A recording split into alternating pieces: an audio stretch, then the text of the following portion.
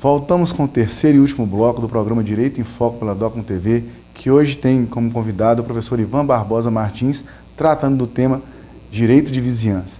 Professor Ivan, ficou aí a última fala aí com relação a essa relação pessoal entre os vizinhos. Como é que isso se dá? Como é que é a lei do silêncio? Um vizinho tem que respeitar o outro nesse dia a dia, né, de convivência? Professor Oscar, uma coisa que a gente precisa falar aqui é que essa relação entre vizinhos, ela é antes de tudo uma questão de civilidade, uma questão de educação. Muitas vezes as pessoas acham que é tudo questão de direito, mas muito dessa relação é uma questão de civilidade, de educação, de respeito mesmo pela individualidade do outro. E aí você me faz a pergunta, e a lei do silêncio? Na verdade, nós não temos no Brasil uma lei específica falando do silêncio. O que nós temos é, por exemplo, um dispositivo na Lei de Contravenções Penais que estabelece aí como contravenção penal o abuso, né, dos barulhos de modo a incomodar e a prejudicar o sossego alheio.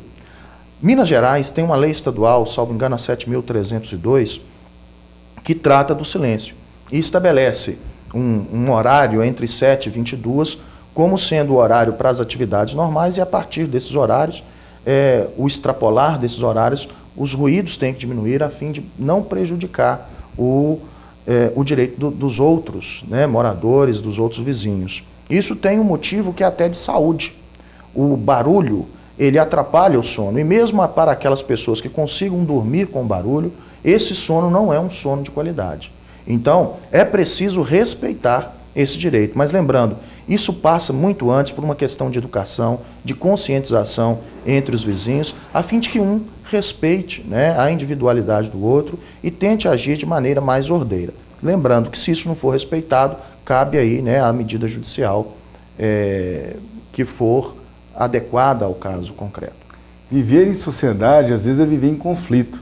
A gente percebe, às vezes, alguns vizinhos de bares, restaurantes, boates, né, como deve ser difícil, né, às vezes, conviver em ambientes como esse, se não há esse bom senso, né, trabalhado aqui pelo professor Ivan.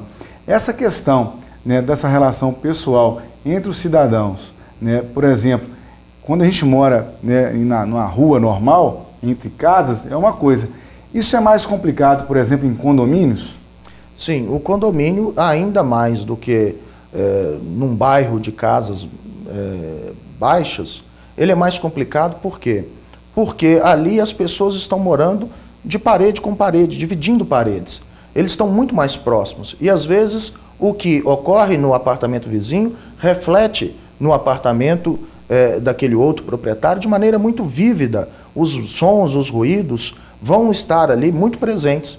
Então, é óbvio que ninguém vai viver em absoluto silêncio, mas há que haver um limite de horário a fim de possibilitar que o vizinho que quer descansar, descanse.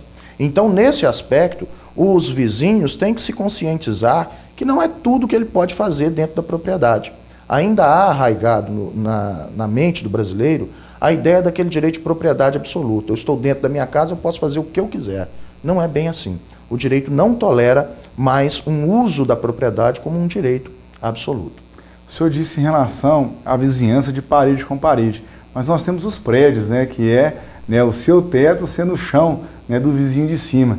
E essa relação também é muito complicada. Às vezes as pessoas usam salto altos na parte da manhã, na parte da noite, fazem festas, e é uma relação também muito conturbada, porque às vezes o vizinho ele não tem condições de conversar, de esclarecer, por questão às vezes de dificultar o bom convívio do dia a dia.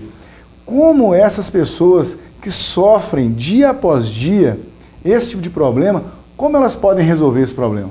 Olha, esse problema me parece que deve tentar ser resolvido primeiro com uma boa conversa. Conversar com o vizinho, conversar com o síndico. Não sendo resolvido dessa maneira, é possível que medidas judiciais sejam tomadas a fim de obrigar o vizinho barulhento, o vizinho que está desrespeitando o direito de propriedade do outro, para que ele passe a agir da maneira correta. Essas ações judiciais podem ser propostas, mas elas vão depender muito da prova daquele barulho, daquele incômodo. Então, voltamos àquela questão que falamos no outro bloco, do se cercar de provas. O vizinho que se sente incomodado, se a conversa não deu certo, se a notificação pelo síndico não deu certo, ele deve começar a se cercar de provas. Como? Por exemplo, fazendo ocorrência policial a respeito daquele assunto, reiterando essa ocorrência se a coisa foi reiterada. E, em alguma das hipóteses, até fazendo um laudo, né, audiométrico a respeito ali dos decibéis que estão sendo alcançados, mesmo dentro do apartamento dele, com as portas e janelas fechadas. Com base nessa documentação, ele pode propor uma ação chamada ação cominatória, em que o juiz irá aplicar a esse vizinho uma ordem para que ele pare de fazer esses atos que perturbam o sossego alheio, e se ele não assim proceder, pode ser aplicado a ele também uma multa, que pode ser diária ou pode ser por cada ato que incomode o vizinho, a ponto de desincentivar esse vizinho a continuar com aquele uso anormal da propriedade. Caro telespectador, perceba, né, a orientação do nosso convidado de hoje, professor Ivan Martins. Se você tem um problema com o seu vizinho, converse. Mas também você, vizinho, que está causando algum dano ao seu colega de moradia, pare e pense um pouquinho, reflita sobre o que você tem feito, né, para evitar justamente problemas como esse. Né, porque o indivíduo ele tem que ser educado acima de tudo e sempre querer viver em boa convivência. Professor Ivan, esse assunto é um assunto muito complexo, pertinente, e um programa só é muito pouco. Mas eu queria aqui deixar as portas abertas desse programa e agradecer muito a participação do senhor aqui hoje. Muito obrigado, professor Oscar, eu me sinto honrado com o convite e estou à disposição, né, havendo aí algum outro esclarecimento a ser feito, estamos à disposição do professor e da Rede Docton para participar desse programa, que mais uma vez, eu repito aqui, é algo bastante útil, não só para a comunidade acadêmica, mas também para toda a sociedade de Caratinga. Muito obrigado. Caro telespectador, agradecemos também a sua participação e até o próximo programa.